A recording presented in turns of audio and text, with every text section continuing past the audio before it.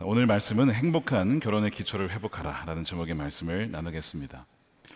본교회에 등록하시면 1대 양육을 받게 되시는데 그 교재 제목이 뭐죠? 당신은 행복하십니까? 여러분 행복하십니까? 38명 대답하셨습니다. 지금 다시 묻겠습니다. 당신 행복하십니까? 네. 이미 다 배우셨겠지만 주 안에 있을 때에만 행복합니다. 나무가 뿌리가 내려야 되고 또 물고기는 물 안에 있을 때에 행복한 것이죠. 나가고 싶다고 물 밖으로 나가는 순간 그건 행복이 아니라 불행이고 죽음인 것입니다. 많은 사람들이 행복을 원하지만 모두 그런 것 같지는 않습니다. 유엔에서 발간하는 세계 행복 보고서에 137개국을 대상으로 조사를 했는데 한국이 몇 위 했을까요? 57입니다. 중간에서 약간 높아요. 생각보다 낮은 수치입니다. 그러니까 행복하다고 느끼는 사람들보다 그렇지 못한 것 같다라고 느끼는 사람들이 좀 더 많은 것 같은 거예요. 이런 수치가 점점 더 어떤 순위가 낮아지는 것 같은데 몇 년 전에 사람들이 행복의 조건으로 뭘 삼을까 조사를 한 적이 있어요. 한 5천 명 대상으로. 행복과 삶의 질에 대한 연구에 따르면 행복의 조건 1순위가 뭐냐 이렇게 얘기했습니다. 좋은 배우자와 행복한 가정을 이루는 것이 행복에 가장 영향을 줍니다. 그리고 두 번째가 건강을 꼽았어요. 그러니까 좋은 배우자와 가정 그리고 건강이 사람들의 행복과 질에 굉장히 영향을 미친다는 거예요. 하지만 최근에 MZ세대, 젊은 세대에게 결혼에 대해서 어떻게 생각합니까? 물어봤더니 3명 중에 1명만 비율로 결혼에 대해서 긍정적으로 생각한다는 거예요. 나머지는 그렇지 않다는 겁니다. 그러면 왜 그렇게 생각하는지를 물어봤더니 미혼 남성들이 대답이 결혼한 사람들을 보니까 행복해 보이지 않더라는 겁니다. 좀 마음 아픈 이야기 아닙니까?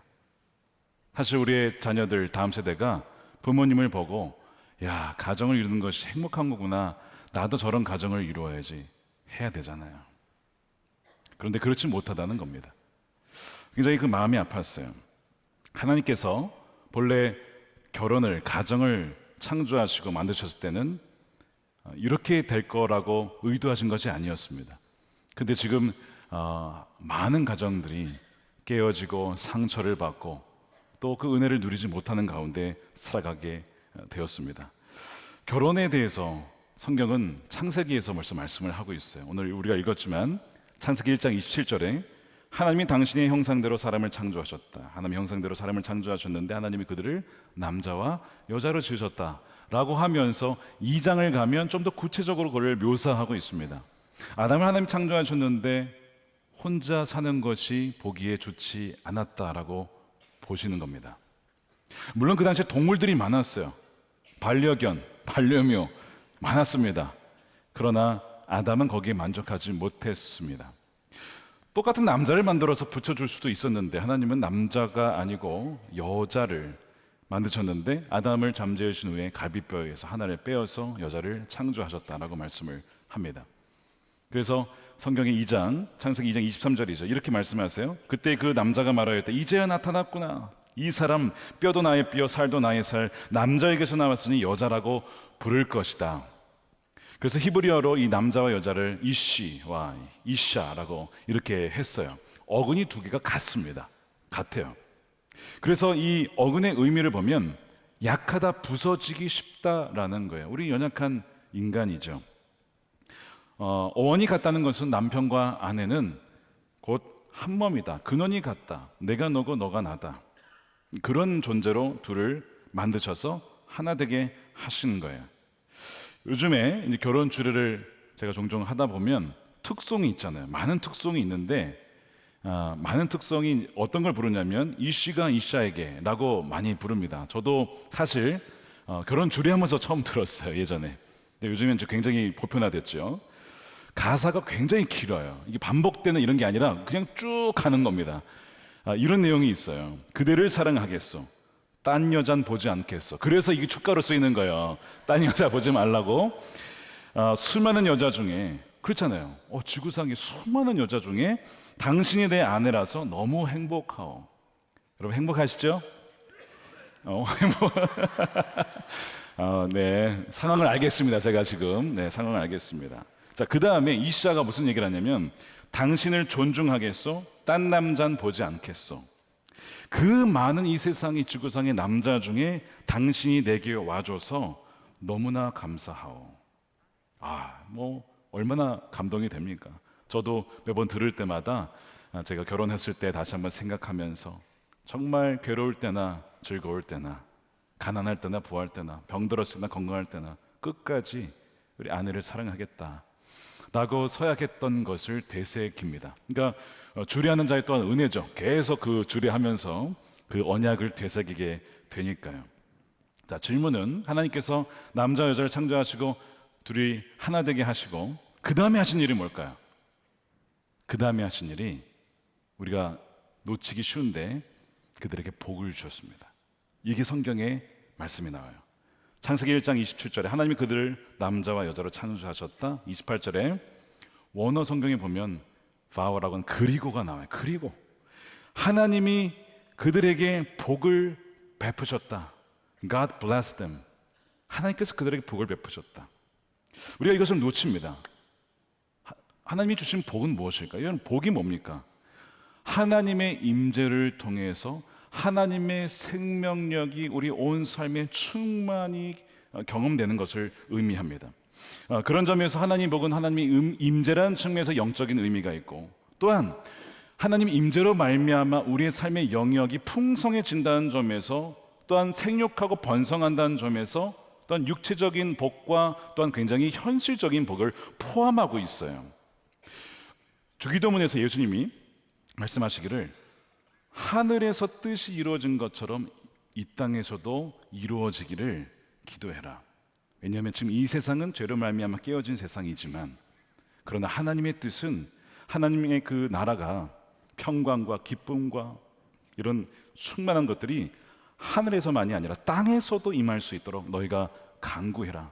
이것이 하나님의 뜻이다라고 주님은 말씀하시죠. 이것이 주기도문의 바로 의미였습니다. 그래서 이 복이라고 하는 것은 영적이지만 동시에 우리 삶과 굉장히 연관되어 있는 것들입니다. 죽어가는 자들이 살아나고 소생되어지는 것이 다 복에 포함되어 있는 거예요. 예수님이 왜 오셨냐라고 했을 때 성경에 많은 구절들이 있지만 요한복음 10장 10절을 꼽습니다. 이렇게 되어 있어요. 도둑은 다만 훔치고 죽이고 파괴하려고 오는 것뿐이라는 거예요. 여러분들의 가정과 여러분들의 삶이 지금 파괴되고 있습니까? 무너지고 있습니까? 누가 한 겁니까? 여러분, 마귀가, 도둑이 그렇게 하는 거예요. 속았기 때문입니다. 또한 거기에 넘어갔기 때문입니다. 여러분, 그것은 도둑이 하는 일이에요. 그런데 그 도둑이 파괴시키려고 하는 우리 삶과 가정을 예수님 가만 놔두지 않는다는 것이죠. 내가 그래서 왔다는 거. 예수님이 내가 와서 나는 양들이 죽어가는 것을 살려서 생명을 얻게 하고, 그것만이 아니라 심폐소생해서 살린 정도가 아니고 그 생명이 풍성해지도록 더 넘치게 얻게 하려고 내가 왔다는 것입니다. 믿으십니까? 예수님이 오신 이유예요. 예수님이 생명이고 풍성한 삶의 근원이라고 하시는 겁니다. 그래서 예수님이 오셔서 하신 말씀이 하나님 나라가 이 땅 가운데 임하였다. 이미 그걸 선포하시면서 그냥 말로만 한 게 아니고 아픈 사람들, 병든 사람들, 귀신 들린 사람들, 소외된 사람들 찾아가서 그들을 치유하고 회복시키셨어요. 마음에 사회적으로 외롭고 배척당한 사람들도 함께 하면서 그들이 하는 나라에서 멀리 있는 것이 아니다라고 품어주셨단 말이에요. 그러면서 그 먹을 거 없는 자들에게는 기적을 베푸셔서 음식을 주시기도 하시고, 그러니까 예수님이 하시는 얘기는 단지 말만이 아니고 영적인 메시지만이 아니고 그것이 그의 삶에서 실질적으로 변화가 일어날 수 있도록 하나님께서는 그렇게 치유하시는 총체적인 구원을 베풀어 주신 것이죠. 물론 아직 하나님 나라는 완전히 오지 않았어요. 그렇기 때문에 완벽하지는 않습니다. 여전히 우리 삶에는 깨어짐과 슬픔과 아픔이 있습니다. 눈물이 있습니다. 그러나 이미 왔기 때문에, 부활로 말미암아 이미 그 하나님 나라는 침투했기 때문에 너희가 그것을 믿어야 된다라고 말씀을 하시는 거예요. 하나님이 아담과 하와에게 주신 복이 바로 이것입니다. 하나님과의 올바른 관계 속에서 그 하나님의 생명력이 나의 삶의 가정의 주위에 흘러가는 상태, 바로 이것이 하나님이 주신 복이죠. 부족함이 없었다는 겁니다. 그래서 이 결혼이라는 것이 이보다 더 좋을 수가 없었어요. 창세기 1장 31절 말씀 보세요. 하나님이 손수 만드신 모든 것, 결혼을 포함해서 모든 것을 봤는데 보시기에 참 좋았다. 개정판은 심히 좋았다라고 말씀해요. 심히 좋았다. 이것이 하나님이 만드신 결혼이었습니다. 근데 제가 여쭤봤잖아요. 여러분 행복하십니까? 라고 했을 때 왜 많은 분들이 대답을 하지 못하고 머뭇거리고 그럴까요? 행복하지 못하다는 것입니다. 또한 우리 삶에 도둑이 와서 우리 삶을 파괴시키고 빼앗으려 하는 것이 너무나 많다는 것입니다. 왜 그런가 성경에 이유가 나와 있어요. 자, 창세기 1장에서 벌써 아담이 내 뼈 중에 뼈, 살 중에 살이라 이렇게 막 그 아내를 너무 사랑했단 말이에요. 근데 불과 2장, 3장만 넘어가면 이것이 완전 바뀌게 됩니다. 아담이 뭐라고 하냐면 하나님 앞에 하나님 왜 이 사람을 주셔서 저로 하여금 죄를 짓게 만듭니까? 이런 식으로 막 그 아내 탓을 하는 아담의 모습을 봐요. 비난을 하고 또한 누구 책임이라고 갈등 관계로 나아가는 그런 모습을 보여지게 됩니다. 왜냐하면 하나님이 설계하신 그 기초의 원리에서 벗어났기 때문에 그래요. 결혼은 하나님께서 만드셨기 때문에 하나님 만드신 그 원리와 그 조건을 따르지 아니하면 결혼 스스로 유지될 수가 없습니다. 우리는 결혼을 스스로 유지할 수 없는 사람들이에요. 아까 뭐라고 그랬어요? 이씨와 이씨는 깨어지기 쉬운 존재라고. 그래서 이씨와 이씨뿐만 아니라 이 아담이라고 하는 이 표현의 안에 흙이며 우리 흙으로 지어졌습니다. 얼마나 연약한 존재인지 몰라요.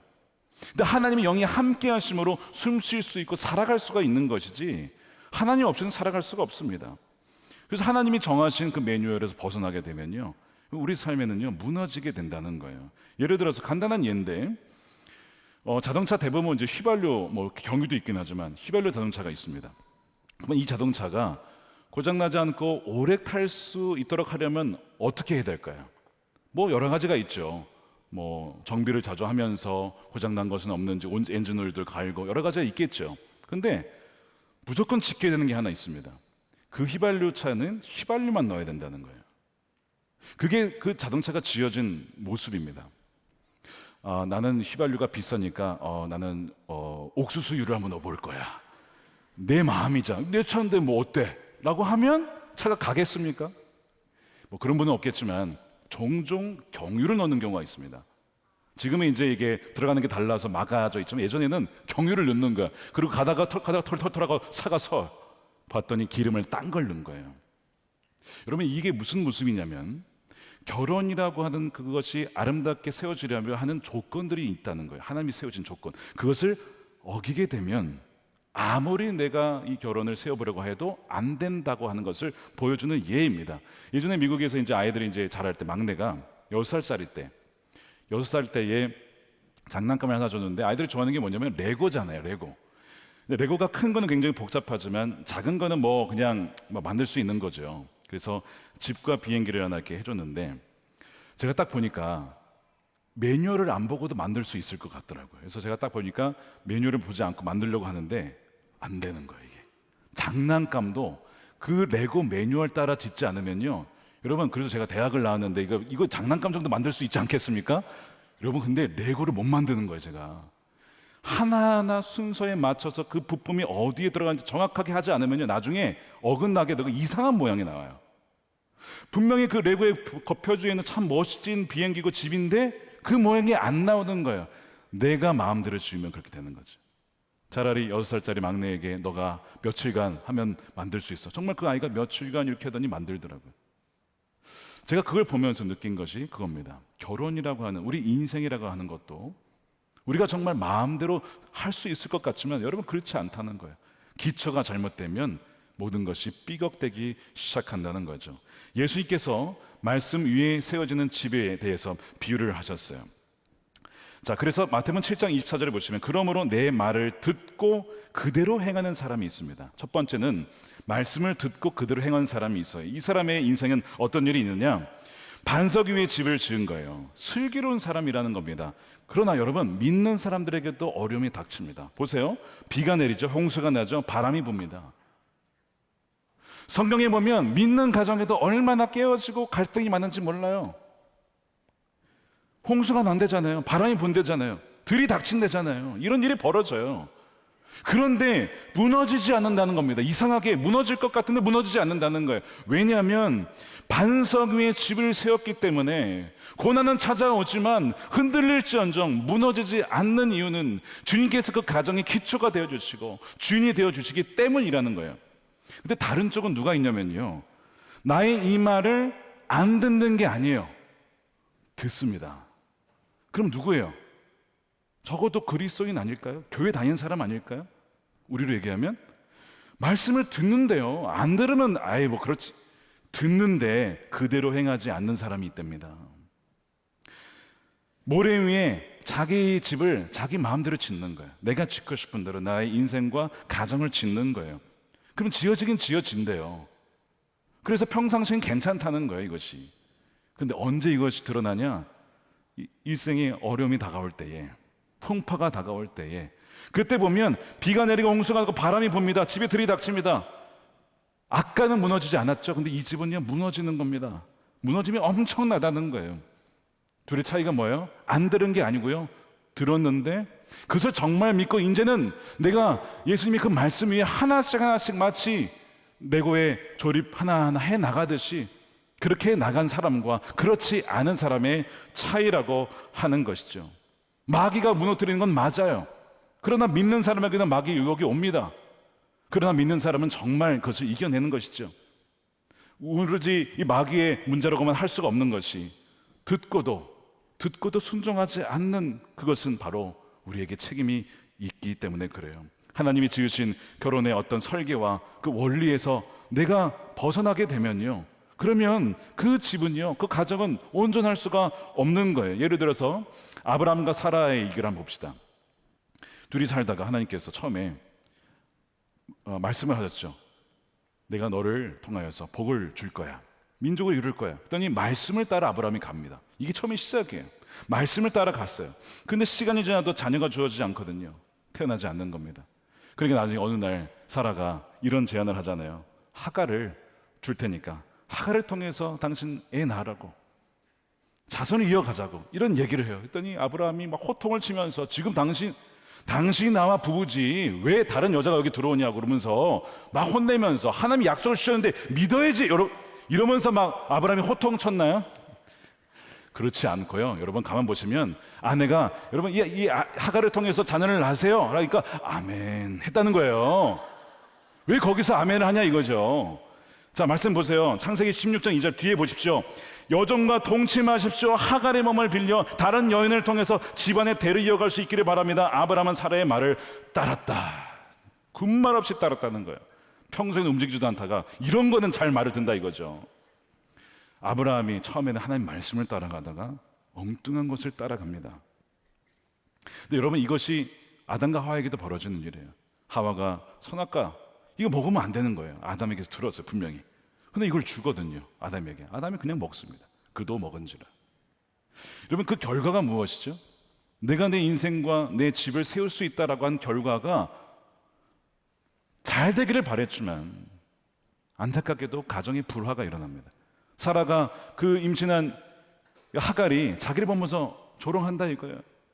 나는 이렇게 임신했는데 당신은 뭐냐 이러면서 조롱하니까 막 사라가 화가 나가지고 결국에는 남편 당신 때문에 그런 거라면서 막 가정이 싸움이 일어나죠. 결국 그래가지고 하갈을 막 쫓아내는 이런 아픔의 가정들, 이스마엘 쫓아내는 일이 벌어지게 되잖아요. 그 이후에 이스마엘이 태어나고 86세의 아브라함이 99세가 될 때까지 이 13년간의 기록이 없습니다, 여러분. 이게 무슨 얘기냐면 하나님이 아브라함과 사라에게 주셨던 약속이 딜레이, 지연되는 거예요. 왜요? 내 방법을 택한 것 때문에. 내 방법을 택한 것 때문에 약속이 성취가 되지 않고 꼬이기 시작해서 이것이 5년, 6년, 10년, 13년까지 연장이 되고 하나님은 등장하지 않은 채 침묵의 기간이 흘러요. 이 모든 것의 선택이요, 바로 거기 있었어요. 말씀이 아니라 내가 선택한 결과, 갈등, 불화, 다툼, 지연, 이 모든 것이 하나님 복에 있지 않았어요. 그러나 참 하나님 은혜로우시죠. 기다려주셨다가 그 과정을 지나쳐서 99세에 나타나셔서 아브라함아, 내 앞에서 이제 완전해야 된다. 너 더 이상 이렇게 살면 안 된다. 하나님 버리지 않으셨어요. 그에게 찾아오셔서 너가 내년 이맘때에 아들을 낳을 거야. 너무나 하나님 자비로우신 분이세요. 많은 가정이 이 복된 결혼을 누리지 못하는 이유가 바로 여기에 있습니다. 하나님의 말씀을 들었지만 별로 중요하게 여기지 않고 여전히 내 방식을 쫓아 살았기 때문에 그렇습니다. 그러니까 아담과 하와가 분명히 다 줄 테니까 이것만은 먹지 말아라라고 하는, 그래서 정말 이 아담과 하와가 하나님 말씀에 순종하는지 안 하는지를 알려면 이 선악과를 보면 되는데 굳이 먹지 말라는 그 하나를 먹는 바람에 하나님처럼 되고 싶고 하나님 없이도 스스로 독립하여 자립하여 살고 싶은 그 마음, 그것이 바로 문제가 되어서 에덴 동산에서 쫓겨나게 되는 것이죠. 그래서 가정이 이제 깨어지게 되는, 어려움을 겪게 되는 거예요. 여러분, 결혼이라고 하는 것이 단지 사회적인 합의 정도가 아닙니다. 법적 결혼 정도가 아닙니다. 성경 뭐라고 하냐면 예수님께서 말씀하셨는데 결혼은 하나님이 짝지어 주신 거라는 거예요. 자, 그것이 마태복음 19장 4절에 나오죠. 창세기 말씀 예수님이 인용하십니다. 예수께서 대답하셨다. 사람을 창조하신 분이 처음부터 그들을 남자와 여자로 지으셨다는 것과 그리고 그가 말씀하시기를 그러므로 남자는 아버지와 어머니를 떠나 자기 아내와 합하여 둘이 한 몸이 될 것이다 하신 것을 너희는 아직 읽어보지 못하였느냐. 그러므로 그들은 이제 둘이 아니라 한 몸이다 라고 하면서 하나님이 짝지어 주신 것을 사람이 나누어서는 안 된다, 갈라놓아서는 안 된다 라고 하는 거예요. 둘은 그냥 하나의 사회적 합의를 통해서 만난 것도 아니고 단지 법적인 혼인관계 정도만이 아니라 종이에 쓰여져 있는 법적 혼인관계다라고 한 정도가 아니고 하나님이 짝지어 주신 영적인 관계라는 겁니다. 굉장히 중요한 포인트인데 우리는 이것을 놓치고 있어요. 행복플러스를 마치면서 간증문을 쓰셨어요. 하나님께서 그 위기 가정을 어떻게 했어요? 소생시키셨어요. 서로가 사랑할 뿐만 아니라 오래 생명을 주셨어요. 잉태케 하셨어요. 더 나아가서 하나님 없이는 안 됩니다. 예배를 사모하며 그 두 부부가 얼마나 예배를 잘 드리시는지. 얼마 전에 오셔서 목사님 저희 아이기 잉태했어요. 축복해 주세요. 너무 축하합니다. 너무 잘 됐습니다. 제가 그 모습을 아니까 그 전에 너무 축하합니다. 눈물이 제가 막 나더라고요. 정말 눈물로 기도해 드렸거든요. 그 가정을 위해서. 축복합니다. 바로 이 자리에서 안수를 해드렸는데